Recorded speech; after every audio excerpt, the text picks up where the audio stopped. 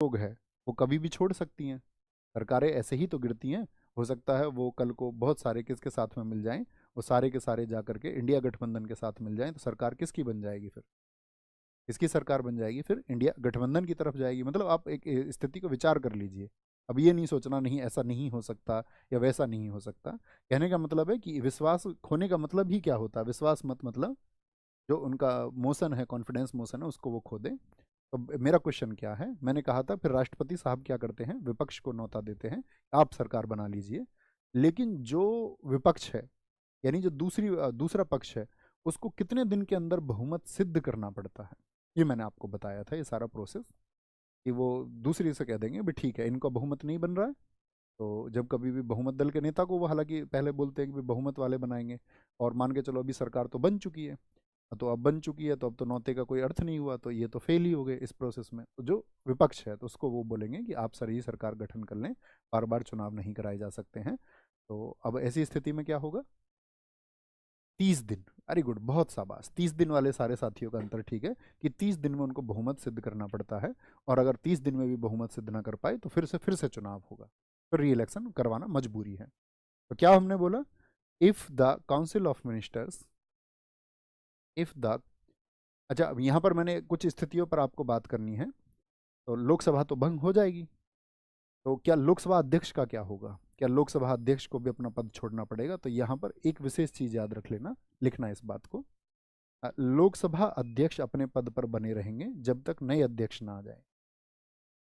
लोकसभा अध्यक्ष अपने पद पर बने रहेंगे, यानी कि speaker will hold his post till new speaker will not come. जब तक, ऐसे लिखना, जब तक नए अध्यक्ष का चुनाव ना हो, नए अध्यक्ष का चुनाव ना हो। तो क्या भैया अब मुझे बताएं, अब यहाँ से एक क्वेश्चन बन सकता है, जैसे हमने कहा कि राष्ट्रपति साहब इसको भंग कर सकते हैं, तो भारत के कौन से राष्ट्रपति हैं जिन्होंने लोकसभा को 2 बार भंग किया था?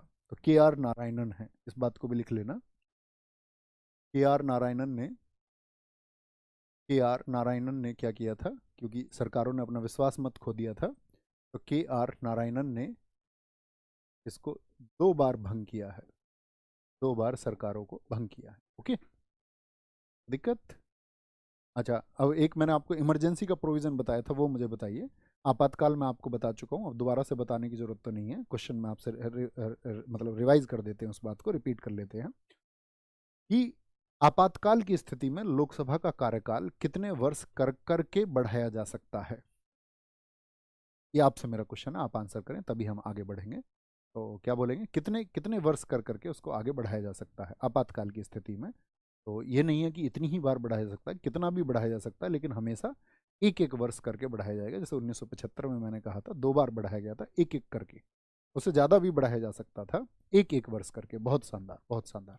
और यहाँ पर आपका नोट कर सकते हैं इस बात को ही जो मैंने कहा, अपने शब्दों में लिख लेना। इमरजेंसी में एक एक वर्ष बढ़ाया जा सकता है, आपातकाल में एक एक वर्ष करके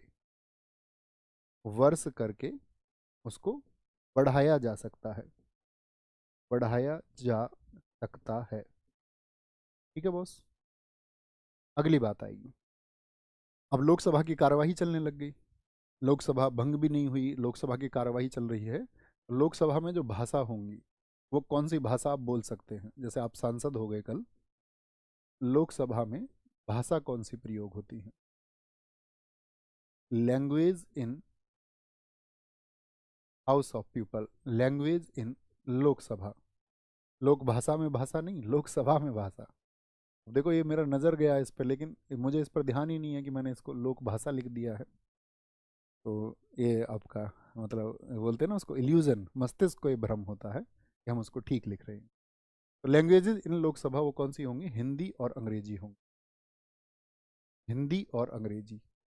अब मान के चलो कोई तमिलनाडु से चुन के आया है, या आपका वो तमिल ही जानता होगा वो तो, या आपका केरल से, केरल में मलयालम भाषा बोली जाती है, तो आपका वो तो फिर मलयालम बोलेगा, या कर्नाटक कन्नड़ बोलेगा आपका आकर के, आपका तेलुगु भाषा बोलेगा, वो नहीं जानता हिंदी अंग्रेजी, तो फिर कैसे होगा? वो अपनी भाषा में भी बोल सकते हैं।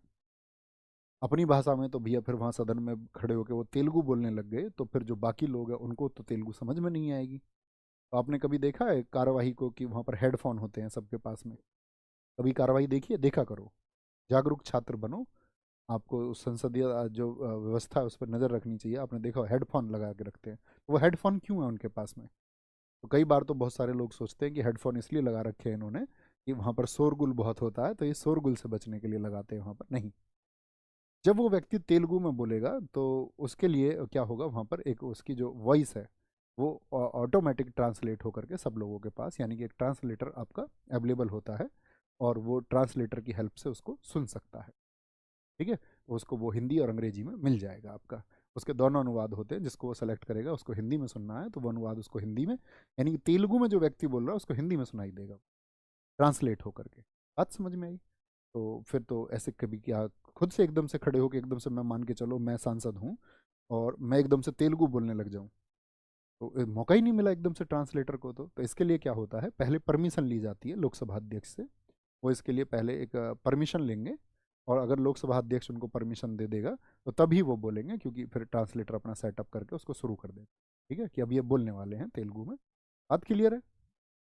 बात क्लियर है। लोकसभा में भाषा हिंदी और अंग्रेजी। तो अगली बात क्या हुई? अन्य भाषा अध्यक्ष की अनुमति से। अन्य भाषा में भी बोल सकते हैं, अन्य भाषा अध्यक्ष की अनुमति से। Other language with the permission of speaker, with the अनुमति से। ठीक है, with the permission of speaker. क्या बोलेंगे? Other language can be spoke with the permission. Permission भी लिख लेंगे तो अपना आप समझ जाएंगे कि भाई लोकसभा अध्यक्ष है, या तो अध्यक्ष नहीं होगा तो उपाध्यक्ष उसकी अध्यक्षता कर रहा होगा, तब वो उसके लिए आपका क्या बोलेंगे। और नहीं बातें करें, आज तो ज्योग्राफी की क्लास है ना शेड्यूल, हाँ आज ज्योग्राफी की क्लास हो गया। लोकसभा के जो सदस्य हैं उनका कार्यकाल कितना होगा? अभी तो लोकसभा का बताया था हमने, बताएं। लोकसभा के सदस्य का कार्यकाल कितना होगा? अगर ये भी बात हम पूछें तो सीधी सी बात है, कितना होता है कार्यकाल? 5 वर्ष होगा। और जो लोकसभा के सदस्य हैं उनको क्या बोलते हैं? हम एमपी ही बोलेंगे, एमपी ऑफ आपका लोअर हाउस। ऐसा भी तो हो सकता है इनकी दोहरी सदस्यता हो जाए, दोहरी सदस्यता। यहाँ से बड़ा अच्छा और इम्पोर्टेंट क्वेश्चन कमीशन पूछता है, इसको बोलते हैं जॉइंट मेंबरशिप टाइमलाइन। क्या बताया गया है? Joint membership, joint membership timeline को हम कहते हैं। और ये जॉइंट मेंबरशिप टाइमलाइन का क्या मतलब है ये समझें। देखो, एक व्यक्ति ऐसा भी तो हो सकता है कि वो लोकसभा और राज्यसभा दोनों के लिए चयनित हो जाए, तब किसका सदस्य रहेगा? ऐसा हो सकता है कि वो 2 लोकसभा सीटों के लिए चुनाव लड़ ले, जैसे पिछली बार मोदी जी ने लड़ा था, इस बार राहुल गांधी जी ने लड़ा 2 सीटों से। या ऐसा हो सकता है कि वो लोकसभा और विधानसभा दोनों के लिए हो जाए। तो हो सकती है तीनों स्थिति या नहीं, आप सोच के देखिए। तो इसको हम बोलते हैं दोहरी सदस्यता। तो जो आपका लोकसभा में दोहरी सदस्यता, यानी कि लोकसभा के अलावा भी कहीं अन्य वो सदस्य हो गए हैं, या तो राज्यसभा के सदस्य हो गए हैं संसद के दूसरे सदन के, या फिर राज्य में किसी सदन के सदस्य हो गए हैं, चाहे एमएलसी बन गए हों चाहे एमएलए वो बन गए हों, पॉसिबल है। तो उन स्थितियों में क्या होगा? वो 3 स्थितियां हैं, तीनों को नोट करना। तो क्या बोलेंगे, ऐसे लिखेंगे इसको। अगर मान के चलो वो लोकसभा के लिए भी चयनित हो गए और साथ में आपका राज्यसभा के लिए भी एमपी बन गए, ऐसा तो नहीं हो सकता ना कि भाई दोनों में रहे, भाई लोकसभा के लिए चयनित हो जाए और राज्यसभा के भी। तो क्या बोलेंगे, आपका 10 डेज का प्रोविजन दिया गया है, 10 डेज में एक को छोड़ना होगा, एक को उनको छोड़ना होगा, छोड़ना होगा। और वो मान के चलो इस बात के लिए क्या हो गए कि भाई नहीं, ऐसा नहीं होता, लेट इट गो, जाने दो, हम नहीं बता रहे कौन सा छोड़ेंगे, हम 10 दिन में बताना है उनको। और वो इस स्थिति में आ जाए, चलो हम नहीं बताते, तुम क्या कर लोगे, ना हो ऐसा तो क्या होगा। तो ऐसे में क्या प्रोविजन किया गया है, नोट करके रखना उस बात को, यहीं ऊपर लिख लेना। नहीं तो क्या होगा? नहीं तो अगर वो नहीं जवाब देंगे तो राज्यसभा की उनकी सदस्यता खत्म हो जाएगी। राज्यसभा की सदस्यता क्या हो जाएगी? उनकी खत्म हो जाएगी। क्योंकि आपको पता लोकसभा की क्यों नहीं कर रहे हैं जी? Why not Lok Sabha? क्योंकि राज्यसभा का जो चुनाव है वो आसान है, बैठ करके उसको कराया जा सकता है, लेकिन लोकसभा के चुनाव में बहुत खर्चा और फिर जनता की भागीदारी, एक उपचुनाव करवाना पड़ेगा, तो इसलिए लोकसभा के चुनाव से बचते हैं। तो प्रोविजन किसका? राज्यसभा के, उसकी सदस्यता खत्म हो जाएगी। ठीक है, कोई दिक्कत? आगे बात। दूसरी चीज क्या है? दूसरी चीज क्या है? लोकसभा प्लस लोकसभा, जैसे राहुल गांधी दोनों से हो गई, इसके लिए क्या है? 14 डेज, 14 डेज स्वेच्छा से, खुद से, स्वेच्छा से एक सीट छोड़नी पड़ेगी उनको। जैसे आप सबको पता हो राहुल गांधी कहाँ कहाँ से थे, तो जी कहाँ, वायनाड से, केरल से, और एक यूपी से चुनाव लड़े, तो 2 सीटों से वो चुनाव लड़े, एक सीट उनको छोड़नी पड़ेगी। इसका बड़ा विरोध होता है। अभी सुप्रीम कोर्ट में एक पटिशन गया, और उस पटिशन में ये कहा गया है, जो बीजेपी के एक नेता हैं अश्विनी उपाध्याय, उन्होंने उसको दाखिल किया, तो उन्होंने कहा है कि ऐसा नहीं होना चाहिए, मतलब ये व्यक्ति के पास ये अधिकार नहीं होना चाहिए, क्योंकि ये जनता के साथ में धोखा है। आप ए सीट से भी चुनाव लड़ रहे थे, आप बी सीट से भी चुनाव लड़ रहे थे, जनता ने आपको वोट दिया, यहाँ भी जनता ने आपको वोट दिया, तो यहाँ की जनता ने जो आपको वोट दिया, किस बात के लिए दिया है? इसी बात के लिए वोट दिया है ना, कि आप उनका प्रतिनिधित्व करेंगे। आपने जो अपना कैंपेनिंग किया होगा, जो वोट मांगे होंगे, वो उस जनता को बहका करके या उसको लुभावना कुछ ऐसा दिया होगा ना, अपने लालच। अक्सर नेता लोग यही करते हैं। तो उस भोली भाली जनता ने आपके ऊपर विश्वास किया, लेकिन आपने इस सीट को छोड़ दिया और इस सीट को चुन लिया, या मान के चलो आपने इस सीट को छोड़ दिया, इस सीट को चुन लिया। एक एक जगह की जनता के साथ में तो ये छल हुआ, उसके साथ तो आपने लुभावने बातें किए, या उस जनता ने आपको वोट इसलिए दिया था कि वो चाहती थी जनता, आप उसने जिताया आपको इसलिए कि वो चाहती थी कि आप उसका प्रतिनिधित्व करें, लेकिन आपने उसका प्रतिनिधित्व नहीं किया, ये तो गलत बात हुई। अच्छा, दूसरी चीज क्या? इस सीट को छोड़ देंगे तो यहाँ पर फिर क्या होंगे? उपचुनाव होंगे। तो उन्होंने बड़ा अच्छा एक तर्क दिया कि एक काम करो नेताजी, अगर ये नहीं बंद करते हो, तुम बोलते नहीं 2 सीट के लिए तो बोलेंगे ही उनसे, तो एक काम करो, जो उपचुनाव होगा इसका खर्चा उन्हीं से लिया जाए। हमारे देश की जनता का पैसा है, उसको इनकी चॉइस पे क्यों खर्च किया जाए? उपचुनाव में भी खर्चा होता है अच्छा खासा, तो जो हमारी भोली वाली जनता जो मेहनत करके टैक्स जा रहा है उसका, तो उनके पैसे को ये नेता अपने मजे के लिए, कि ठीक है यहाँ से ज़्यादा चांस है, यहाँ से कम चांस है, यहाँ से जीत जाऊंगा तो दोनों में से एक को छोड़ दूंगा। ये इस तरह की छूट नहीं होनी चाहिए।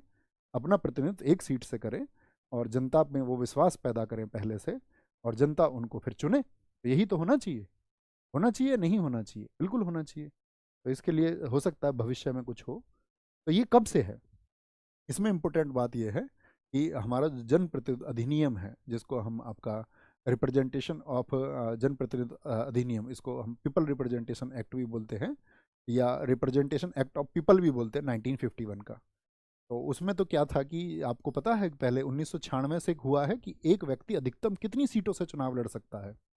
एक व्यक्ति अधिकतम कितनी सीटों से? 2 सीटों से चुनाव लड़ सकता है।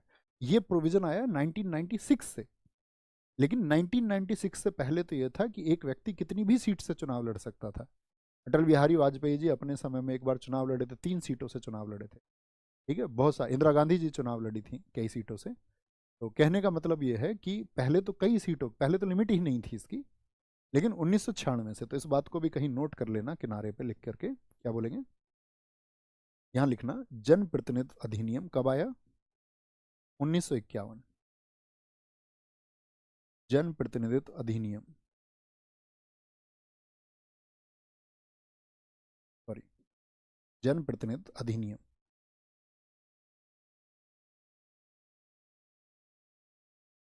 क्या बोलेंगे? Representation of people act, representation of people act कब का है? 1951। 1951। ये क्या कहता है कि ये क्या कहता है, मतलब इसकी एक धारा है, धारा 33 का 7। धारा जो 33 का 7 है, वो कहता है कि अधिकतम 2 सीट से आप चुनाव लड़ सकते हैं लोकसभा का। अधिकतम कितनी सीट से? 2 सीट से चुनाव। और फिर उसके बाद का प्रोविज़न मैंने आपको बता ही दिया है। फिर इसी की एक धारा आती है, धारा 70। वो कहती है कि आपको जो है किसी एक सीट का चुनाव करना